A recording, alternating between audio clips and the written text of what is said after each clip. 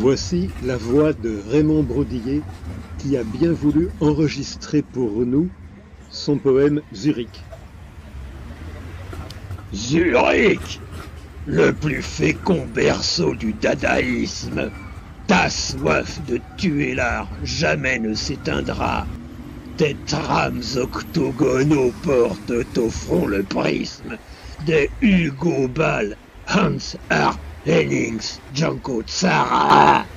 Mais moi Brodillet, brouillant tout dogmatisme, crevant tout Rathaus, brûlant tout opéra, si je m'exprime en vers, c'est dans un catéchisme tout abreuvé du sang qui brille aux yeux du rat. J'aimerais que cette profération virulente sous-tende la lecture de cette vidéo, nous en accompagne jusqu'à la fin. Trouvons la Spiegelstrasse. Entrons dans le cabaret Voltaire. Écoutons ce qui se dit là.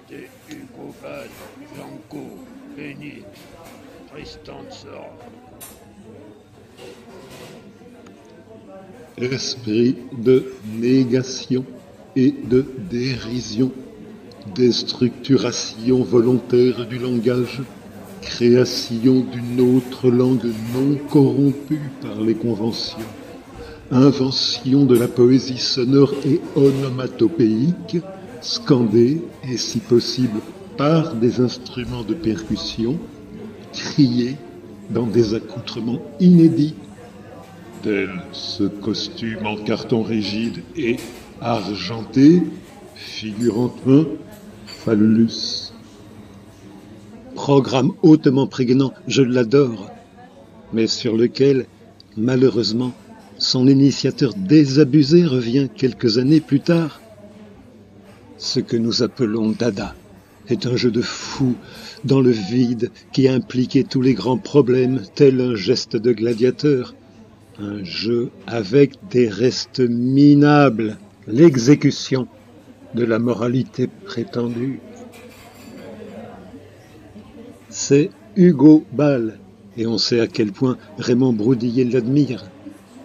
Ancien intendant du théâtre de Munich, initiateur du cabaret Voltaire, et qui devient en sorte le père des dadaïstes, mais il quitte le mouvement.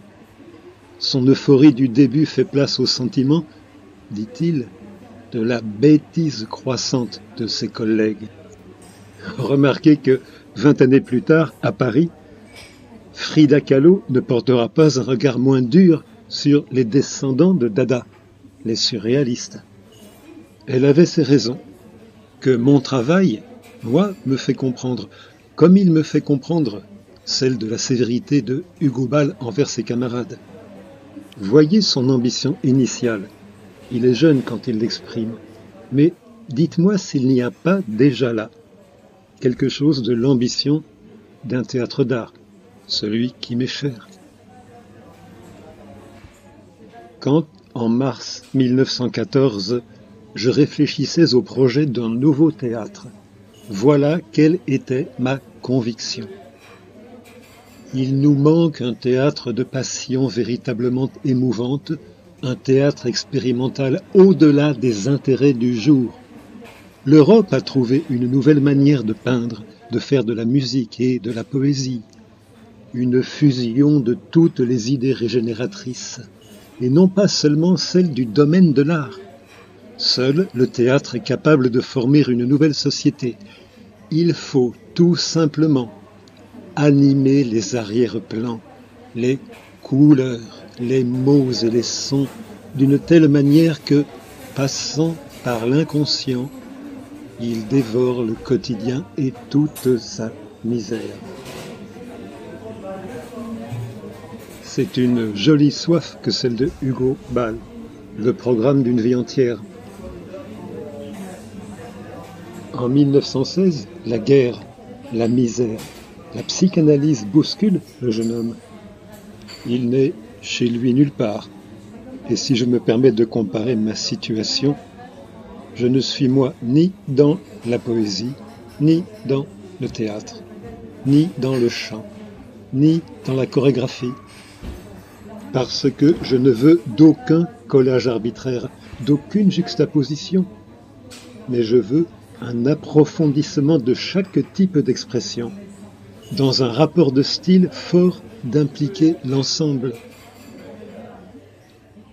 Des gens vous demandent quel est votre nom, quel est votre nom, quel est votre nom. Les gens, la plupart, veulent que nous portions un nom. Moi, je veux bien. Moi, dans ce cas-là, j'ai ça, hein. Vous voyez ?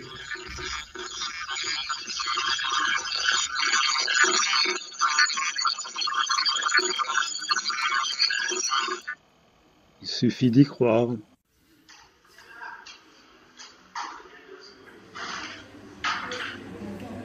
Merci à tous ceux qui ont eu la patience d'attendre avec moi jusqu'ici dans ce cabaret. En fait, j'attends quelqu'un, mais si la personne ne se décide pas à arriver, on va pas s'attarder davantage, hein. Elle doit m'apporter un poème que Antoine Huguel a écrit pour Raymond Broudillet. Ah, je l'aperçois. Bon, eh bien, je vais vous lire ce poème. Ah, c'est pas trop tôt, ça fait 2 heures qu'on vous attend. Alors, on vous a commandé un thé. Venez, suivez-moi. Faites attention en traversant. Voilà, vous allez voir, Antoine Huguel est un jeune homme très doué. Il a écrit un sonnet pour Raymond Broudillet. Je ne vous cache pas que les deux sont amants. C'est un sonnet d'une très riche polysémie. Écoutez. Le lac, l'opéra. Écoutez. Entre nous, la relation tient du brûlant glacé. Les vociférations d'Ada de Broudillet, le dandysme d'Antoine. Ai-je besoin de souligner la délicate et délicieuse ambiguïté des vers que Antoine Huguel dédie au grand Raymond Broudillet? Je navigue souvent sous des édredons froids, souvent sous d'autres chauds, et je me dis, c'est drôle. Mon lit, c'est une mer plus ou moins près du pôle. Mon lot, c'est de voguer. Chacun porte sa croix. J'ai des duvets d'hiver, patates, petits pois, pivoine, 20 couleurs sous quoi je croule. Moins les hivers sont doux et plus fil d'art ou môle, en épousant mon phoque, titille mon pavois. Le port est un peu loin, mais un peu moins le môle. Vous n'êtes pas Gigès, je ne suis pas Candolle, mais comme vous, Raymond, je fais valoir mes droits. Ceux du pêcheur, ma foi, je poserai ma gaule. Ceux du pêcheur, my God, sauf à changer de rôle. Si vous approchez trop, je taperai vos doigts.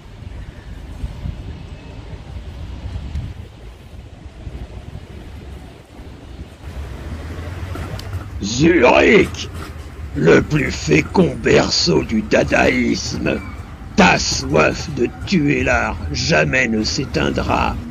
Tes trames octogonaux portent au front le prisme des Hugo Ball, Hans Art Hennings, Janko Tsara.